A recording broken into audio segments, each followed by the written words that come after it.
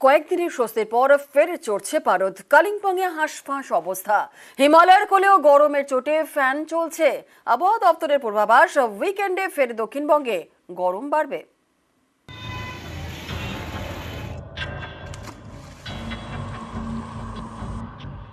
গত মাসের টানা কয়েক সপ্তাহ ধরে তাপপ্রবাহ, গরমে নাজেহাল অবস্থা। দক্ষিণবঙ্গের অনেক জেলায় চরম তাপপ্রবাহ। স্বস্তি দিয়ে বৃষ্টি নামে এই মাসের শুরুতে। এক ধাক্কায় তাপমাত্রাও অনেকটা কমে যায়।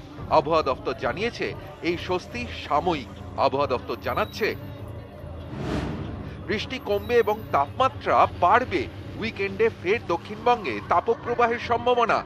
দক্ষিণবঙ্গের অনেক জেলায় তাপমাত্রা 40 ডিগ্রি ছাড়িয়ে যেতে পারে।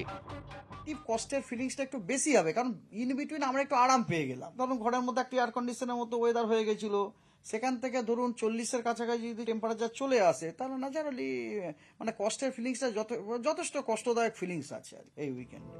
দক্ষিণবঙ্গে গরম বাড়ছে আর উত্তরবঙ্গে এখনই হাঁসফাঁস অবস্থা। ফ্যান চলছে কালিম্পংয়ে। মঙ্গলবার কালিম্পংয়ের তাপমাত্রা স্বাভাবিকের থেকে 8 ডিগ্রি বেশি। হিমালয়ের কোলে কালিম্পং, কাছেই কাঞ্চনজঙ্ঘা। গরমে পর্যটকদের সংখ্যা কমেছে বলে দাবি স্থানীয়দের। तो मौसम बहुत ही गर्मी है। ये टाइम पीक सीज़न है, टूरिस्ट आने का पीक सीज़न है, लेकिन टूरिस्ट का नामो निशान नहीं है।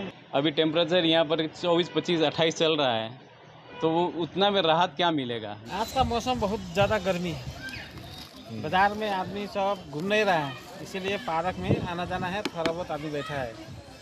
आज धूप इतना ज़्यादा हवा भी नहीं है। গরম থেকে বাঁচতে কালিম্পংয়ের মাথায় ছাতা। চরম গরমে মন মজেছে আইসক্রিমে। নিউজ 18 বাংলা।